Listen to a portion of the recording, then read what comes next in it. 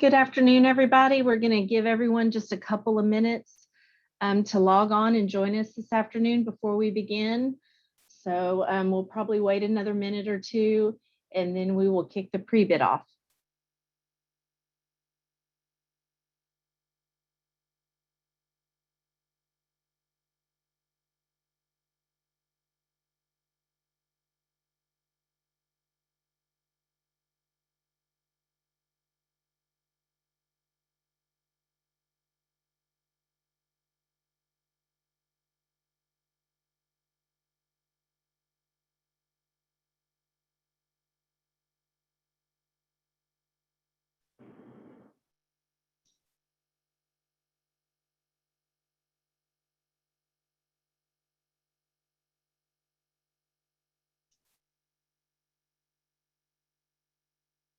Hey, everybody, we're going to wait just one more minute and see if we can get a few more people to join us. We had quite a few register for today's pre-bid, so I'm kind of waiting on everybody to log on. And once we get everybody in here, we'll go ahead and begin.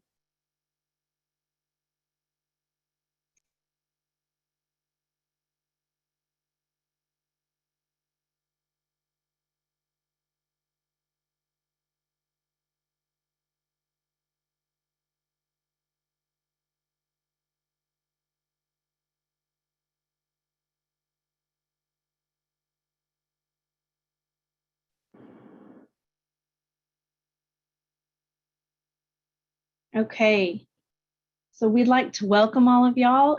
We are here for today's RFO DIR-CPO-TMP-560 for technology-based training, including instructor-led training for technology, pre-bid today. Next slide. Just to do a couple of housekeeping reminders, we'd like for everybody to raise your hand so I know that you can all hear us. Perfect. Thanks, guys. Wonderful. We're going to ask that you all stay muted. I think we have you all in muted mode, and we're going to ask that you all submit your questions today through the question and answer box down at the bottom. So any questions you have, if you will go ahead and submit those through that Q&A box, we will try to address all of those at the end when we get to the question and answer part of today's pre-bid. Remember, today's answers that we give you verbally are not formal.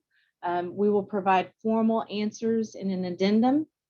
And then if we have any faulty or errors that occur, we've got a 1-800 or 1877 number there that everybody can dial into in case we have anything major occur. And again, remember to submit all of your questions through the Q&A box. Next slide. Today, joining us, we'll have Ms. Stephanie Harrison.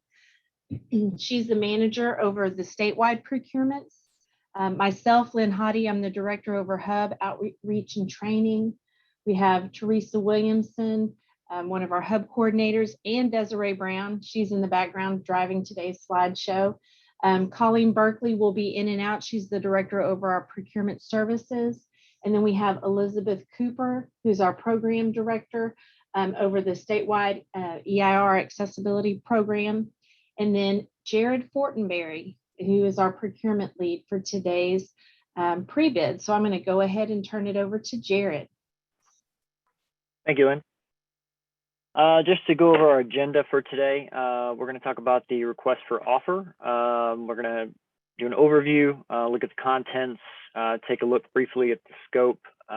We'll go over the evaluation criteria, term of contracts, schedule, Hub requirements and documentation, our pricing sheet, and accessibility information and documents. We're also going to go over some general information. We'll take a look at the BidStamp vendor information portal, mandatory submissions, meaning documents that are required so you don't get disqualified. Then we'll take a little bit of a break and we'll take a look at some questions after that break. And again, it's going to be a recurring theme. Any answers that are given in this presentation aren't final until they are posted to the ESBD. There will be an addendum that's posted containing all those questions and answers. And then we will close the conference. Next slide. So overview, the purpose of this RFO is to solicit responses from vendors to provide technology-based training, including instructor-led training for technology for the state of Texas, acting by and through the Department of Information Resources. This is a rebid of a prior solicitation for the same services, RFO DIR-CPO-TMP-560. And DIR can make multiple awards from this RFO. Next slide. I just want to take a look at the historical sales. And I'm just going to look here at the bottom, the sales for this specific contract. And you'll notice a yearly uptick. So it was about 5 million in 2018, 6.6 in 2019, 6.7 in 2020. And then through June, we're over 5 million for a total for the past 4 years of 23 million. So it's getting bigger each year. Next slide. And the RFO contents. These are the documents that have been posted to the ESBD. They are accessible right now. Request for offer, Exhibit A, respondent information, Exhibit B, respondent experience, Exhibit C, contract marketing and support plan, Exhibit D, hub subcontracting plan sample form, Appendix C, pricing sheet template, sample contract, Appendix A, standard terms and conditions, Exhibit E, the EDGAR certification form, Appendix D, services agreement template, Exhibit F, G, and H are all of our accessibility documents, and our vendor references document. Next slide. And next, we're going to be talking about the request for offer. Next slide, please. So the RFO will cover, has information regarding vendor information system portal, how to set it up, how to sign in, how to submit your bid, the scope of the solicitation, the pricing information, the submission requirements, how we are going to evaluate, negotiate, and award. And included with that, we have exhibits A through D, which I just went over, and we will go a little bit more into depth on those in just a second. Next slide. Section 2.7, term of contract. The term of this contract or any contracts that are awarded from the solicitation will be 2 years, beginning on the date of execution. The contract will renew, it'll have 3 one-year renewals, and they will renew automatically unless either party provides notice to the other party 60 days in advance of the renewal date that they wish to discuss modification of terms or that they don't want to renew. Next slide. Our anticipated schedule. So we posted on July 22nd. We are now having the pre-proposal conference, August 11th. The estimated deadline for submitting questions would be August 12th. Our deadline for submissions is September 1st at 2:00 p.m. Central Time. I'm going to say that one more time. The deadline for submitting responses is September 1st, 2:00 p.m. Central Time. Please make sure that you've submitted your bid or your response by that time. Our system will cut you off if you don't, so do it early. Evaluation of responses will begin September 2nd, the next day, and will continue so long as necessary to evaluate, negotiate, and award. Next slide, please. Our evaluation criteria. So section 4.1, evaluation of responses. Just a few heads up, incomplete response packages will be rejected. The financial review and hub subcontracting review are on a pass-fail basis. Failure to provide a DUNS number may also result in disqualification. Only responses that receive a passing grade will proceed to the next evaluation phase. Section 4.2, our evaluation criteria. Products and services pricing will amount to 45% of the evaluation. Your contract marketing and support plan will be 30%, and vendor history and experience will be 25%. Next slide, please. Our exhibits, A, B, and C. Exhibit A is vendor information. It has to be completed entirely and signed by an officer or agent empowered to contractually bind the respondent. You also need to complete canceled contract references if it's applicable. Exhibit B, vendor history and experience. Respondent has to provide a detailed response to each question detailing the vendor's history and experience in providing the products and services proposed. And Exhibit C, contract marketing and support plan. You should provide a plan that describes your ability and strategy for promoting and supporting the contract if you are awarded. Next slide, please.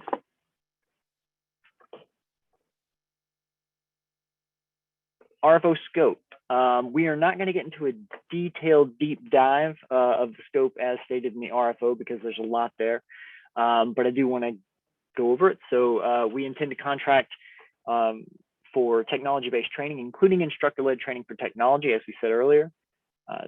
The services can include, but are not limited to, online courses, subscriptions to training content through via a digital platform, customized course creation and testing, and instructor-led training, whether online or in person. I do want to note it does not include education, information technology products and related services as provided for in DIR-CPO-TMP-560. It also does not include technology-based recording and conferencing products and related services, as will be outlined in DIR-CPO-TMP-559. Next slide, please. You're encouraged to bid any or all or any combination of the services or service categories listed above in your proposals, meaning, say I provide an online platform that delivers training content, but I don't do in-person training. Can I still bid? Absolutely, please do. Same if you provide in-person training, but you don't have online courses. Please still submit your response. You can submit any combination of the services that were requested. Next slide, please. With that, I'm going to turn it over to Lynn Hottie. She is our director for the Hub program. She was speaking with you earlier. Lynn? Thanks, Jared. We're going to talk about the Hub subcontracting plan and the requirements. Next slide. So see here, all respondents must submit a completed and signed Hub subcontracting plan. All of you respondents, whether you're Hub certified or not, you must all complete a HSP. Next slide. This is a pass-fail item.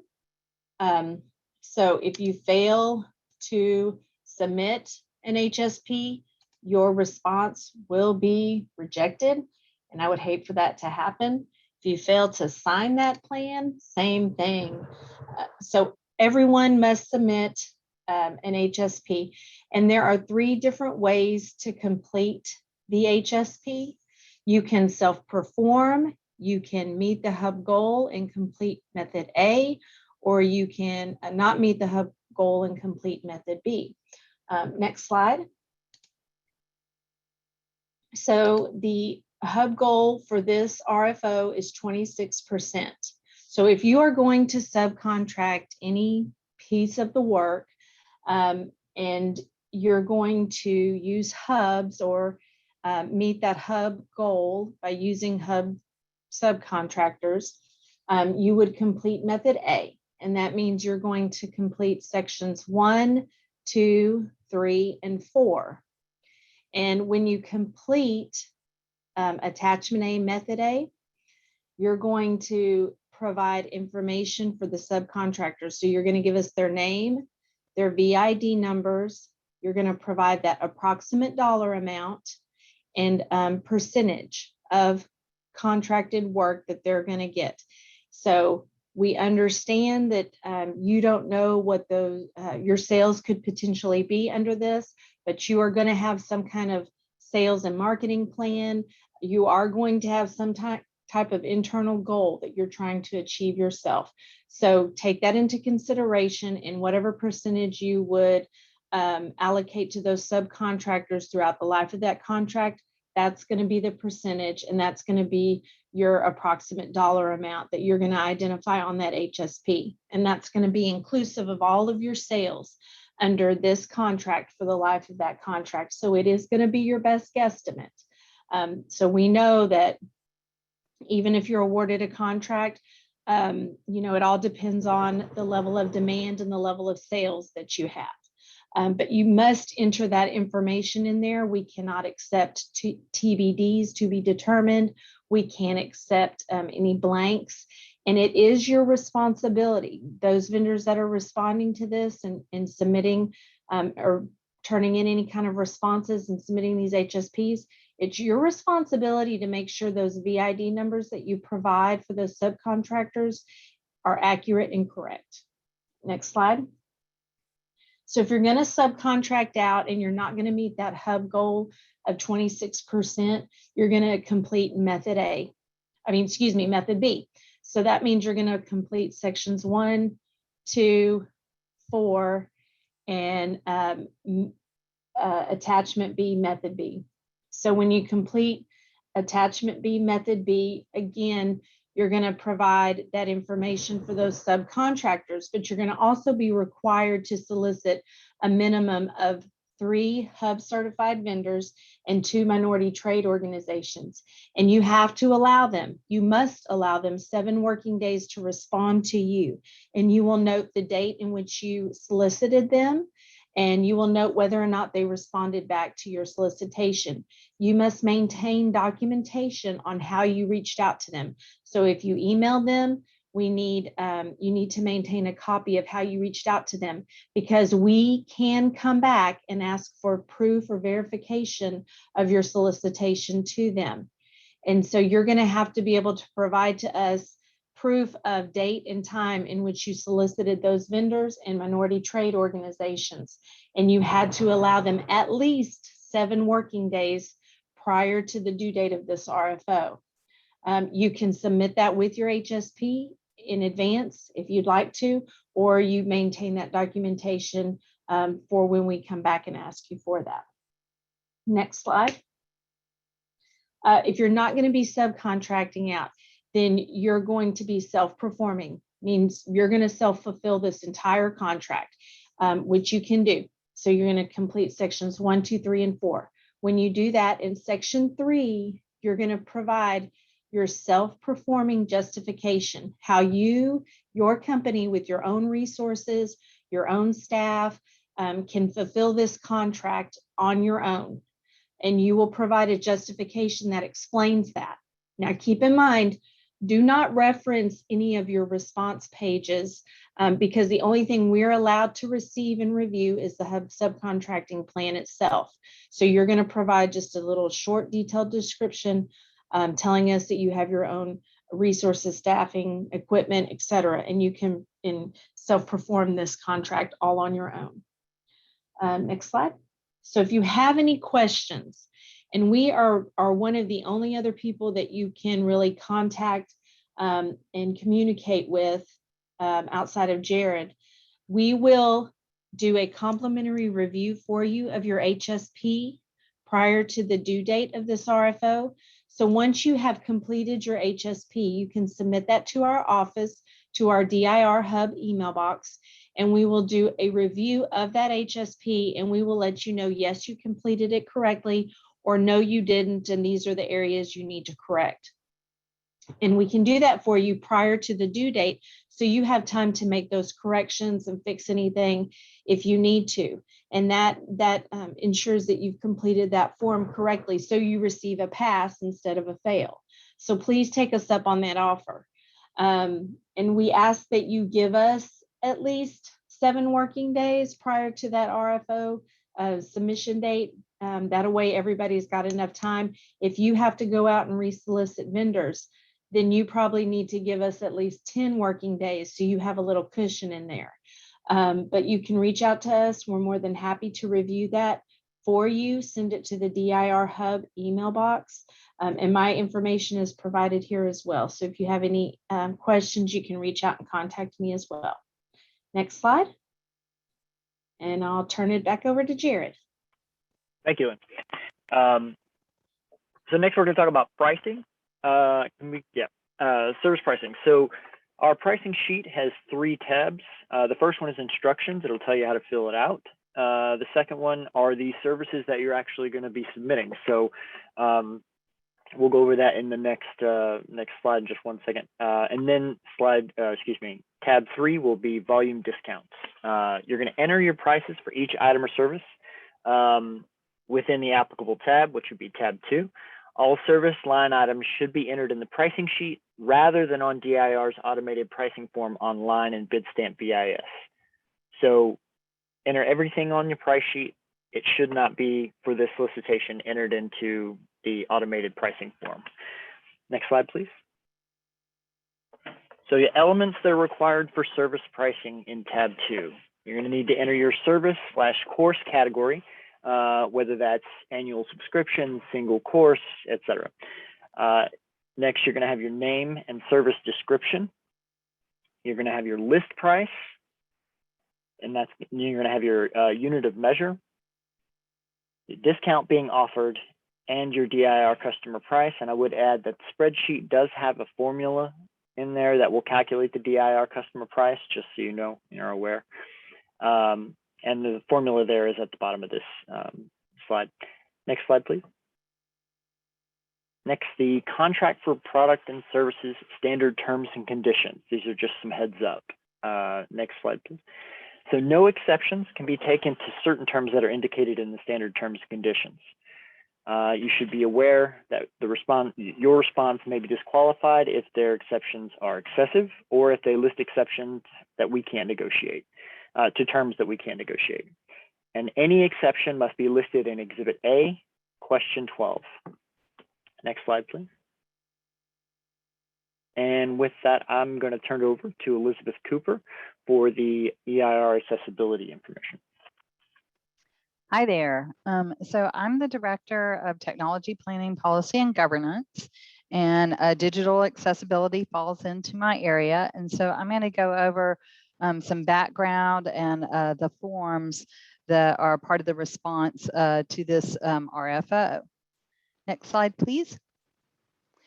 So state agencies and institutions of higher education in Texas are required to ensure their websites and the technology that they purchase is accessible by all, and that's their employees and the public. And so when they go to purchase off of a cooperative contract through DIR, they will be asking you for accessibility documentation. And so part of the exercise that we like to go through as part of this solicitation is to ask you to provide those forms. And what we're trying to determine is whether or not, when our customers, the state agencies and institutions of higher education, when they go to ask you for these documents, are you going to be able to provide them, and are they going to be complete and accurate and credible? And so you may, and I'm saying this so know that you may at times of purchase be asked for these again, or asked for updated documents. Next slide, please. So there are 3 different types of documentation that may be applicable to your response. And one is a voluntary product accessibility template. Another is a vendor accessibility development services request form. And then the final is the policy-driven adoption for accessibility. And this is a self-assessment. And I'll go over each of these in a little more detail. Next slide, please. So the first is what's often referred to as the VPAT. VPAT is really just a template, and it's used to create an accessibility compliance response. And so whenever you fill these out, they should be, or you should, if you're a reseller, be able to just obtain them for the manufacturer, or the VPAT should be on the form 2.3, which is provided as part of this RFO, or else there's a link, and I have some links to those also in the slide presentation. If you have some on older forms, if there hasn't been an update, then that may be acceptable as well. it's important that the VPATs were completed by the manufacturer and by somebody who understands accessibility testing results and how to complete that documentation. Next slide, please. The vendor accessibility development services information request really just applies if there is a website or other kind of application development services. I would imagine that this is usually applicable to online training, but if you think either the VPAT or the VADSIR is not applicable, it's really good if you clearly state that in the form and state why. The VADSIR really is describing accessibility activities such as training tools, corrective action that you may take, alternate methods that might be offered if someone was trying to use, say, the courses and needed accessibility, and also it provides the opportunity to provide links to websites with examples. Next slide, please. And the final form is a self-assessment. The policy-driven adoption for accessibility is a maturity model. And so this really is an opportunity. It's required for everybody to complete because it's an opportunity to really judge where you are in terms of maturity. And it can help provide a roadmap for improving accessibility initiatives. And so one of the things that we're looking for is that this self-assessment is credible. So for instance, if you have filled out this self-assessment and have, just the great, I'm top of the heap in terms of maturity, yet your website isn't even accessible, that's probably not real credible. And so what we're looking for is a real accurate, honest assessment of where you are in terms of maturity related to accessibility. Next slide, please. And so we have some resources. These links are available. The VPAT should have been provided as part of the RFO, as well as the VADSIR template and the PDAA. But there's a wealth of resources with these links. And then also, next slide, please. You can, I'm happy to answer questions.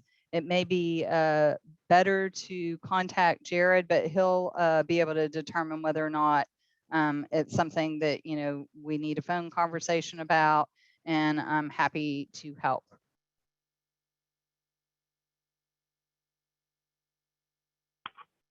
Okay, thank you, Elizabeth. Next, I just want to go over some general information, and then we'll go over the steps for your bid submission. Next slide. So whenever you're submitting questions regarding the RFO, please reference the RFO page number and section number. It makes it a lot easier for us whenever we're trying to navigate that document and answer your questions. You can submit your questions electronically at any time during this webinar. Just go to the Q&A and then we'll attempt to address those at the end.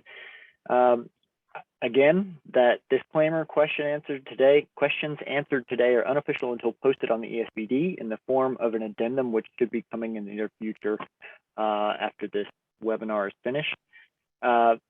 Also, check the ESBD often for updates. There may not always be a notice going out. Vendors should check for changes on the ESBD webpage frequently. All questions regarding the RFO need to be submitted in writing through the BidStamp Vendor Information System portal by tomorrow, August 12th, 2021 at 5 p.m. I've received a few through email, and I'll throw those in there, but it makes it a lot easier to aggregate those questions if they're submitted into that portal. So please submit those by August 12th at 5 p.m. Next slide, please. Disqualification of offers. So here are some things to avoid. Failure to sign vendor information form, Exhibit A. Failure to complete financial information or provide a DUNS number. Failure to complete your hub subcontracting plan. failure to submit on or before the due date and time. And again, please, I would recommend submitting it a little bit early, because once that time passes, you will be locked out from submitting. Contact with DIR employees regarding this RFO other than designated contacts, which would be, for most things, me, Jared Fortenberry. Delivery of offers. Any vendor responding to this RFO must submit their response through the BidStamp VIS. If you send it to me in an email, that's not a valid submission. You need to go through BidStamp. Next slide, please. Vendors and all vendor representatives shall not attempt to discuss the contents of this RFO with any employees or representatives of DIR other than designated contacts. Failure to observe this restriction may result in disqualification of any related response. We say this over and over because it happens over and over. Again, I am the primary contact for this solicitation. All correspondence should come to me. Next slide, please. Here are those contact information. There's my email. For VIS questions or issues, you can contact Stephanie Harrison. Her email is also listed there. Regarding the Hub Subcontracting plan, Lynn, who spoke earlier, that's Hub's intake email. You can contact them there. Next slide. Bid submission. With this, Stephanie, are you going to go over the submission process and? Yes. Okay. Afternoon, I'm Stephanie Harrison. I'm the manager for statewide procurement, and we're going to go over how you actually get your bid response submitted to us. So we've heard Jared used the acronym VIS. We also call that BidStamp. So they're all one and the same. It's the BidStamp Vendor Information System. That is the full name of the portal that you will utilize to submit your responses. This, what I'm going to cover here is actually how to go in and submit your response. If you go to the DIR website, dir.texas.gov, click on the tab that says Information for Vendors, and then scroll down. There's a whole separate webinar that actually walks you through how to go in and set up your account. So we're not going to cover that part on how to set up your account. There also is a BidStamp training guide and a PowerPoint presentation that gives you some clues and hints and guidelines on how to set up your account. And again, that is on the DIR website, which is dir.texas.gov, Information for Vendors tab.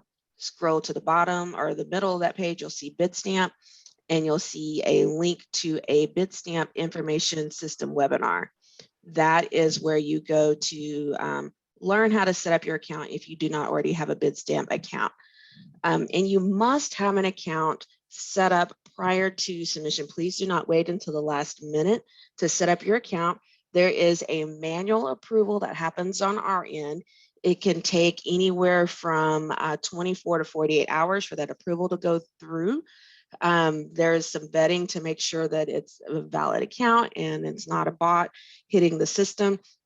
So you do need to go on to and set up your BidStamp account as soon as possible. You can do it right after this webinar, and go ahead and go in and get that set up. Make sure you're ready to go. Make sure you log your password somewhere and that you have an account with DIR to submit your proposal.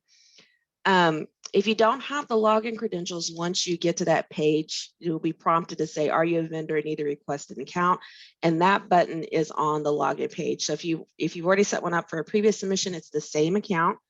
If you are needing to set up a new account, then it's the same location. You just click on, are you a vendor and need to request an account? Okay. Next slide, please. Persons with disabilities who need an accommodation under the American with Disabilities Act can submit that request to the point of contact listed in section 3.1. That is Jared. Please allow at least 5 business days for a response. That is a person that actually qualifies under, or an entity that qualifies under the American with Disabilities Act to submit that variance for submitting outside of the BidStamp VIS portal. Next slide, please. So after your account is enabled, what do? How do you get your submission to us? You will submit and manage your RFO responses all through the VIS portal. So once your account is activated and you go to the vendor page, you have the vendor My Account, you have open solicitations, my responses. All of that is the vendor BidStamp portal. The tabs underneath that there, the vendor information about DIR, contact DIR, kick you back out to the DIR website page. So that takes you out of the vendor portal. So next slide, please. When you have your account enabled, you're going to click on Open Solicitations. This takes you to the screen that you see here. So you're logged in, you see Open Solicitations. Any solicitation that is active and available for response will have a hyperlink to that solicitation. So you will want to navigate for this specific RFO to DIR-CPO-TMP-560. That is the RFO solicitation number. Click on the next slide, please. Once you're in the response, so this is an example of what that page will look like. This is an older screenshot, so it's not exact, but it does give you a high-level overview of what you'll be looking at. I'll go over the buttons at the top on the next slide, but here you'll see the actual posting date, the question and submission deadline, the date and time that the responses are due. Please note that that is Central Time. And it's going to be 2 o'clock Central Time. 2:01, your response is late, and that you will not be able to submit your response to the portal. The conference due date, when the RFO question and answer deadline, that's our deadline, approximate, and then the actual start date of the evaluation.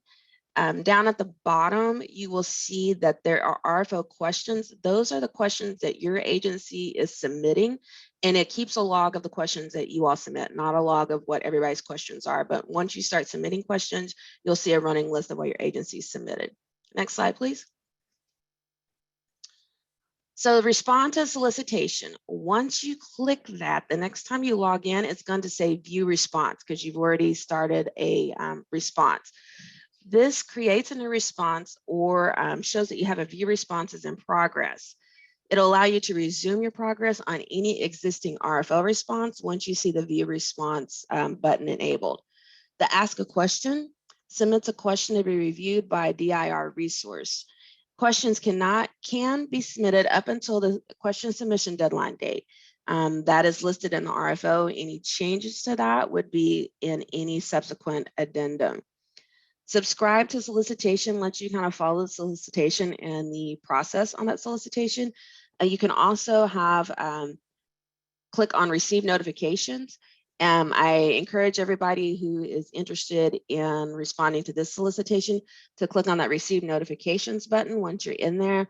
And whenever we post addendums, we have a button that we can go in and push a notification out to you all that have clicked on receive notifications to receive an email that an addendum to this RFO has been posted. And then you have the view solicitation documents. This allows you to navigate directly to the Electronic State Business Daily for the posting. That is the official place where all the documents will be housed. So you can go to the Electronic State Business Daily and then view the solicitation and download any of the documents. Next slide, please.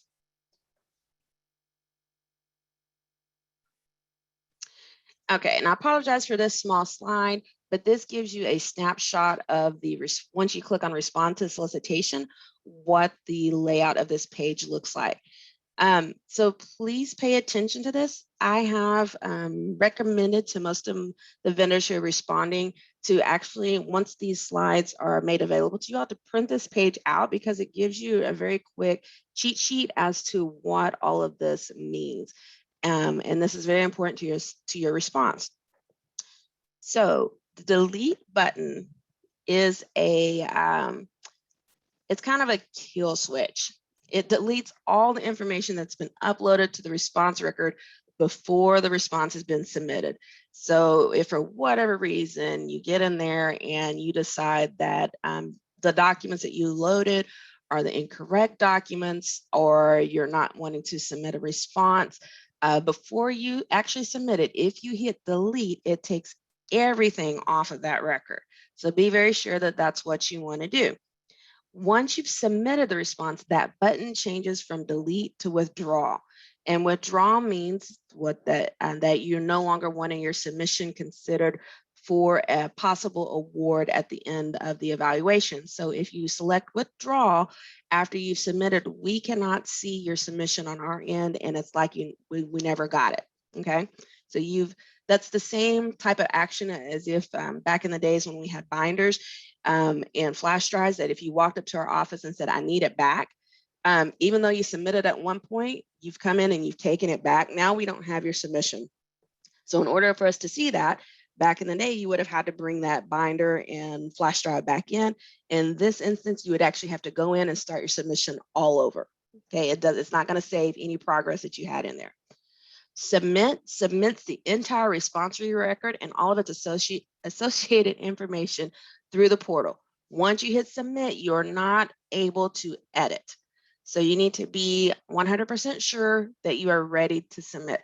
Again, think of it as if you had a physical binder box, your proposal, and you're bringing it in order to make changes, you would have had to go pick that back up, take it out, and then your submission is not in the office anymore.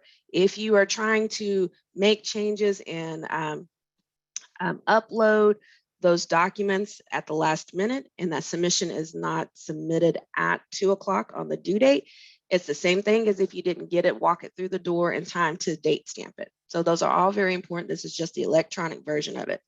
Ask a question button, that is enables you to ask questions through BidStamp. Those go to Jared, and those may be submitted through the BidStamp VIS portal up until the date and time listed in the RFO. Create the pricing form. So this is a form that you submit your pricing on in your response to the RFO. So create a pricing form is going to enable certain line items within that form that you need to fill out in order to create that pricing form. That Add Hub Subcontracting Form button is actually not in the portal anymore, which is why we don't have a descriptor for it. In order to complete the Hub Subcontracting Form, you will actually need to utilize the information that's in the RFO. And that should take you to the one that's in the RFO is a sample. The link to the actual form will take you to the comptroller's website, and then you would follow all the instructions that Lynn went over earlier for completing that Hub Subcontracting Form. The new RFO response documents, that's the section where you're going to upload your documents. These have to be uploaded individually. You cannot drag and drop them over there. It is a manual upload. So again, you want to allow yourself enough time for any sorts of errors or anything that may be not allowing you to enter documents into the portal. So plan for that, preferably before 1:50 on the due date and time for your RFO response. And I say that, and you think it's something that a lot of people would plan for, but the majority of the vendors wait until about a day or two before the response is due to get them submitted. And then if there's any sort of issues, the document file is named wrong, it's a timing out, they need to go in and clean out their cache, or their browser's not allowing them to open up pop-ups or things of that nature where you may need some technical assistance on our end, or you locked yourself out due to entering the password too many times and you need our IT to go reset it. If you wait until last minute, it gives us very little time to go in and help you out. We do go in and help you out, but you also may not be the only vendor that's in queue to get a ticket resolved through our IT department. So if everybody's doing that, then it's really hard to work through those issues that vendors may be having in uploading a response. So please plan to upload your response and plan for technical errors, plan for weather issues, the Wi-Fi not working, all of that, plan in advance, and please get your response in prior to the due date and time. The vendor references section. If there's a vendor reference form loaded in BidStamp, all this does is it sends it out to your references. but it doesn't allow you to track and see if your reference actually submitted that back to DIR. It's just a courtesy section. A lot of vendors actually prefer to go and send them by email, where you download the vendor reference form and send them out to all of your vendors by email, because you can, put your own little trackers on there to see if they got it, for one. And then you can follow up with your reference to make sure that they sent it in. DIR, the reference has to come directly from the customer to DIR. And so you cannot get those back from your reference and submit them on their behalf. It has to come, there's do not pass go. It does have to come directly from the customer back to DIR. Next slide, please.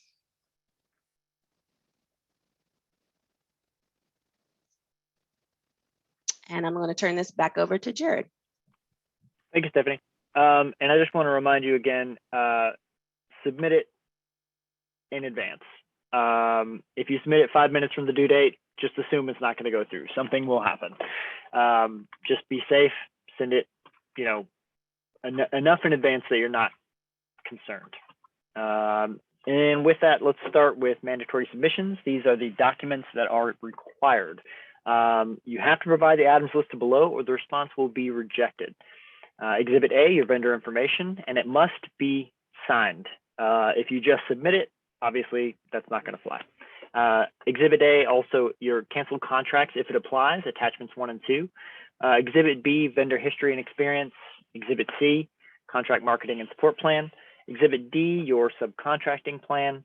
Products and services pricing sheet. Your vendor service or licensing agreement if it applies. The EDGAR certification form and any addendum requirements. And you should check the ESPD for those. You may not receive notice. We sent one out for this meeting, obviously, but if you should go back and check the ESPD frequently to make sure you don't miss anything. Next slide, please. And with that, we are going to take a 10-minute break, and we'll come back and we will answer some of the questions that we've accumulated. So I will see everyone back here in 10 minutes.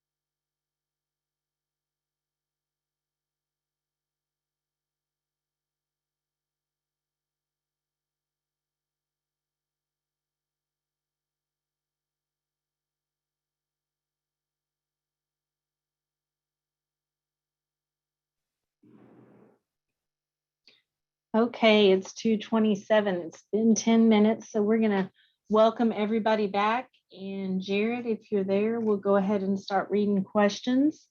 I am. All right, first question. Will we get a copy of this recording? Absolutely, yes. We'll be posting a link. So this will be posted at DIR's YouTube account, and we'll post a link whenever we post that addendum with the Q&A so that everyone can access this presentation. Can signatures be electronic or do they need to be original and scanned? Stephanie? So they can be electronic, but it needs to be a verifiable electronic signature. And by that, I mean that one that is secure type signature. Not all, and I'm going to say this and preface it, not all electronic signatures are the same. So there are some softwares that may offer electronic signature on their web browser, but those signatures actually don't carry over when you upload the document.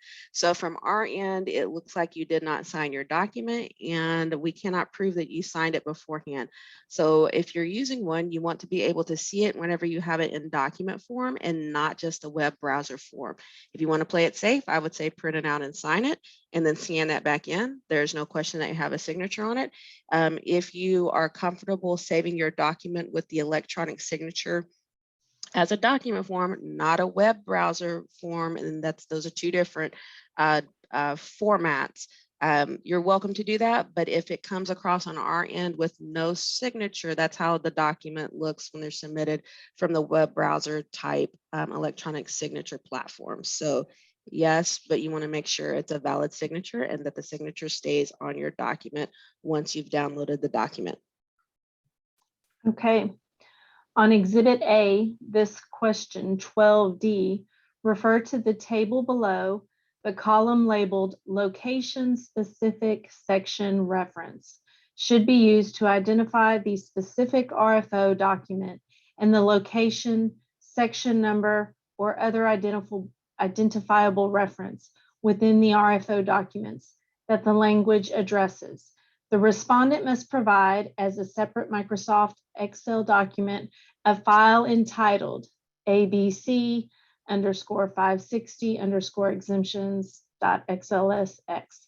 Do you mean for us to change the letters ABC to our company name, or really call the document ABC_560_exemptions? Adding your name should be fine. Really what I want to have happen is I want to be able to identify the solicitation and the vendor. So that would be fine. Okay. If our company is not based in Texas, but is a hub zone based on SBA federal standards, does this qualify for being a hub zone in Texas for this contract? No. The state of Texas has our own state of Texas hub certification, and that is for Texas-based businesses. And the hub zone certification is actually a federal certification that the state of Texas does not recognize. So that is not the certification we're looking for.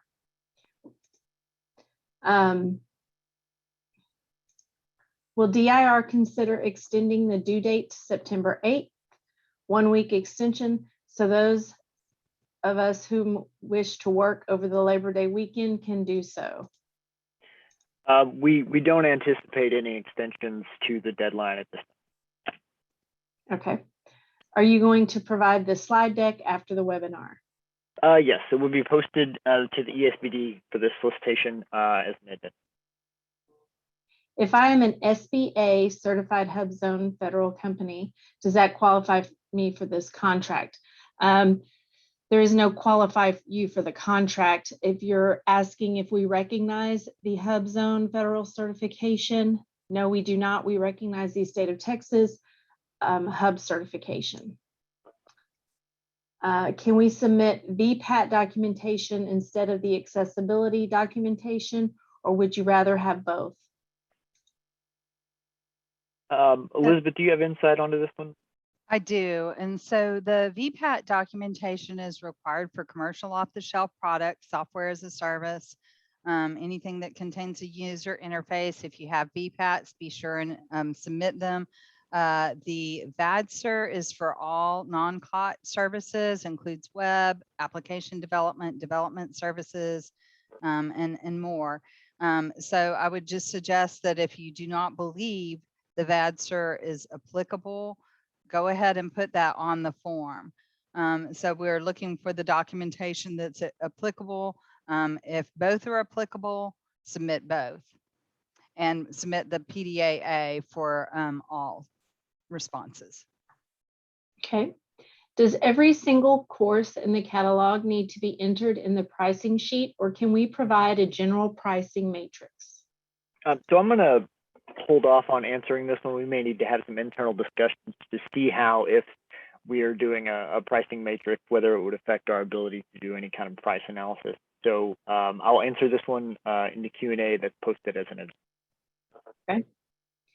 If all pricing is customized and we do not have a published list price, will it suffice to provide our discount percentage amount off of our corporate standard pricing, not public? I'm going to give the same answer on this one. I'm going to probably discuss that one internally.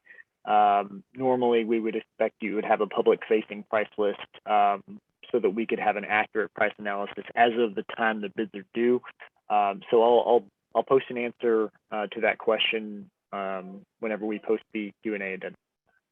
Okay. On pricing, that was just covered. Did I hear correctly that pricing is not to be entered into BidStamp system for all items offered, and it is just to be submitted on the spreadsheet document? Please clarify. Thank you. That's correct. The anticipation is that everything that will be provided under the contract will be services, and so all of your item services that you are going to be providing should be on the spreadsheet, as opposed to using the create a price sheet button in VIS. Okay. Does this RFO cover any of the following compliance or certifications? DFARS, MMC, CCP, CCP1, CCP3, or C3PAO? These are all in the new federal regulations from the Defense Department, soon to be adding DHS, NASA, Energy, and other federal agencies. We're going to hold off on that one. We'll have to do a little bit of looking into that, and we'll post a response with the addendum as well. Okay. Will DIR provide a list of vendors who attended this webinar? Yes, a list of vendors will be posted with the addendum to follow the webinar. The create pricing form and add hub subcontracting form buttons are not available. And that should be fine, again, because the pricing on this will all be entered on the spreadsheet that is posted to the ESPD right now, and your hub forms, you will not be using the button shouldn't be there for adding a hub subcontracting form in VIS right now. So that should be fine. Right. Can we resubmit after withdrawing?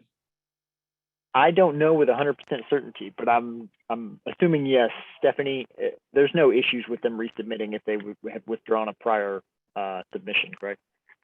You can submit if you withdraw, but you still have to meet the deadline date and time for that. So if you're past the deadline, then you cannot resubmit. And I want to actually add a little bit to that. Even if you have all of your documents ready to go and you wait until the last minute to start uploading, 5, 10, 15, 20 minutes is usually still not enough time to upload those documents. So make sure you're allotting enough upload time to get those documents into the portal. Okay. I thought you said not to use BidStamp pricing form. If we click on create pricing form, does it allow us to upload the spreadsheet we filled out, Appendix C? You are correct. We are not using the BidStamp pricing form button. You should use the pricing form that was submitted to ESPD and then submit that with your submission. Okay. Where is or how can we obtain the vendor guide document referred to in the slides?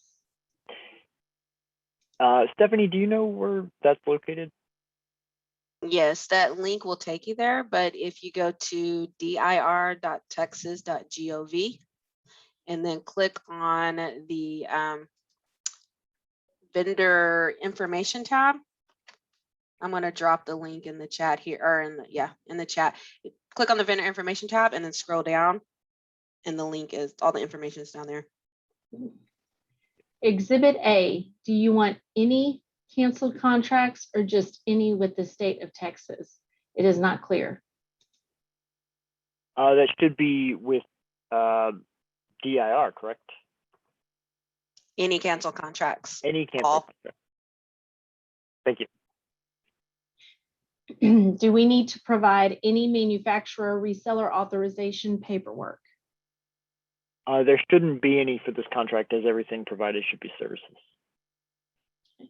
It was stated that services on pricing sheet should not be added in BidStamp, but when reviewing the portal, it was shared that there is a creating prices form in BidStamp. Can you speak with what the difference is and clear up confusion about these two statements and which we need to do and where? Yes, so the button does exist, but for this contract, as everything will be services, it should not be used. Again, the pricing sheet that should be used is posted to the ESBD, and it will be submitted into VIS the normal upload way with the rest of your submission. So I want to add on that. So the VIS portal is created for any response to come through. So we have to allow the BidStamp pricing to be come through for products. The specific instructions for submitting pricing are outlined very thoroughly in the RFO. So please read through the RFO, understand those instructions. If you still have questions after reading the instructions, please submit your question to Jared before the due date tomorrow on that, but there are very specific instructions on the actual bid package too on how to fill that out, and within the RFO documentation on what you're supposed to do to make your response, your proposal a responsive proposal for this RFO. So please be sure you read the instructions. Okay. Is a physical presence in Texas a requirement for vendors to bid? I.e., could a vendor hold trainings in hotel conference centers in Texas? No, physical presence is not required in Texas, but if you are providing, say, in-person training, yes, you need to have the ability to provide the amenities that are listed in the scope for students who may be attending your courses. Okay. Is there a comprehensive list of trainings you are looking for? No, we don't have a comprehensive list.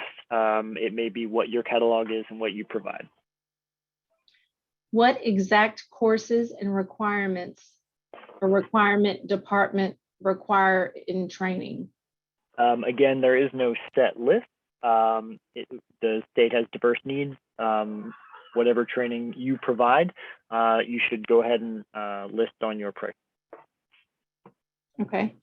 Once we subscribe to the RFO, please review what needs to be done in BidStamp to get updated documents. I'm not 100% sure what the question is asking. So any updated documents will be posted on the Electronic State Business Daily. The BidStamp VIS is just the portal to submit your response, but all the documents that are actually associated with the RFO are posted on the ESBD, and that includes any addendums. Okay. Does every single course in the catalog need to be entered in the pricing sheet, or can we provide a general pricing matrix based on duration or some other criteria? So we're going to hold off on answering this question so we can have an internal discussion before providing a response, and then we will post that response on the ESBD with the Q&A addendum. Will the list of attendees and recording be released as an addendum? Yes. After the webinar is finished in the near future, we'll be posting that addendum to the ESBD. Okay. Now we have several questions submitted here, so I'm going to go through one at a time. Are physical sites required if the training is virtual instructor-led? No. How do you want a vendor to market the program to potential customers? That will be left to the vendor. You will provide your marketing plan, how you think it would be best to serve the customers of the state. Will you accept revisions to your cancellation policy of 2 days prior to a class date? We don't anticipate any changes to the scope at this time. Do you expect a full refund for classes canceled 2 days prior to a class date? Yes, if you are, if the request to cancel is 2 days prior, then yes, the refund will be given. Does that same cancellation policy hold for a private class, instructor-led or private virtual? I'm going to hold off on that one. I believe the scope has a different timeline for instructor-led classes. Okay. We provide access to a recording of each student class for 6 months that we teach. Will this suffice in meeting the 30-day post-training requirement? I'm going to hold off on that question as well. And I'll Appendix, provide a response to in the event. okay. Appendix A, standard contract terms and conditions. 5.9, third-party underlying and derivative works. We must state that we are not providing software licenses to use certain programs, i.e. Microsoft. Is this an issue? I'm gonna hold off on answering that so we can consult internally. Okay. Terms and conditions applicable to state agency purchases only. This comment reads we must procure any software license through an, I think, existing maybe contract. Not sure, it's not all there. Yeah, if you can resubmit that question through the VIS, and you can give us a little bit more detail, and we'll answer that in the addendum. Please clarify what kind of products and courses we can provide for this RFO. I would refer you to the scope. There's no specific fence around a specific course that we're looking for. But if you go ahead and look at the scope, that should give you a little bit more information. Will you try and strike a balance between self-paced e-learning providers and ILT training providers in terms of the number of awards? I'm gonna hold off on that question until the addendum. Can a large business prime this contract if they have no subcontractors? Large business, right? Yeah. No subcontractors. From a hub perspective, yes. Yeah. Let's see. If we submit and another addendum comes out, can it be signed and added to our submission, or do we need to cancel and resubmit? I don't see there being an issue. It may depend on what the addendum changes, if there's additional requirements. But generally speaking, if it's an administrative addendum, you shouldn't have to resubmit your submission. Well, you will have to actually resubmit, because if it's an addendum that you have to sign, it'll have to be with your bid submission. Okay. What is the estimated amount of users needing access to the online platform? I don't have that information at this time. Okay. Can we take an exception to the 2-day cancellation requirement and still be compliant? No, the requirement that is in the scope is absolute. Okay. How many client references are required? We don't have a minimum. I think we request 3 or would be ideal. Okay.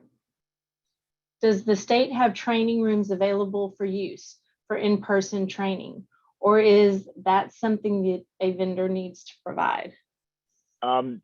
Different customers may have training rooms that you could come and provide training, but that would have to be addressed at the customer level. Okay.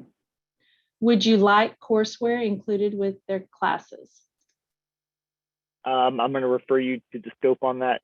If documentation and courseware is applicable to the courses that you're providing, then yes, it should be provided. Okay, that's the end of our questions. So my IT department has just sent me a message saying that somebody is trying to request credentials right now in VIS, but the email address that was submitted is not a valid email address. So if that was you, then they can't set that up until you go in and double check what you submitted. So please make sure it's a valid email address. All right.